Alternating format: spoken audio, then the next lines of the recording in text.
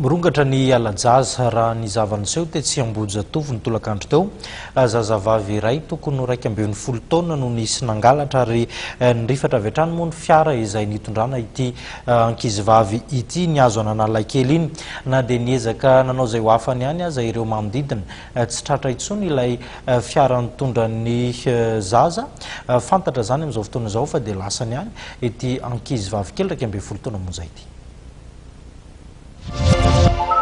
Zazavavy 2.20 taona eo nisy nangalatra rehefa nilalao teny Ambohijatovo tolakandro io.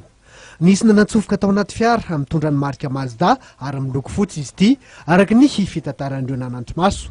Manodidina ny tamin'ny 3 ora sy 40 minitra teo eo nitrangany zany alajaza zany. Nitsoaka ny hazo Analakely iny ambadiky ny pavion, nipotra ny Ambodifilao ary niazo ny Sorano iny ilay fiara voalaza fa nangalajaza. Ny fametanana tamin'iren'ilay zaza ireo mpandalo sy ireo mpivarotra amoron-dalana nanenjika ilay fiara. Andao arahana ny fijoroana vavolombelona nataon'ny mpivarotra iray nanatrika ity trango ity.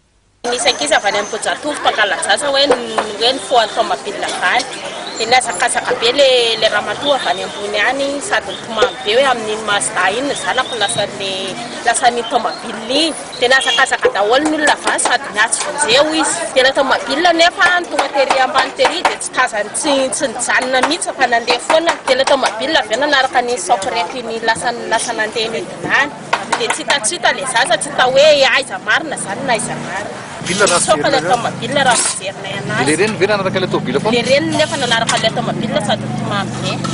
Araka ny fitantaran'ireo nanatry-maso reto hatrany dia tsy azo intsony ilay fiara Mazda satria nitolefika noho ny atairana nisy iren'ilay zazavavy 2.20 taona tamin'iny lalana miazo an'Ambodifilao iny. Tazan'izy ireo nefa ilay zaza mibitabitaka tao anatin'ilay fiara Mazda. Mpivarotra ny masaka ny asan'iren'ity zaza voalaza fa nisy nangalatra ity. Tsy tafanara-maso ilay zaza nandritra ny minitra vitsy ny tenany noho izay ka nahatonga ilay zaza nisy ny situna tampoka araka ny fitantaran'ireo mpivarotra namany hatrany.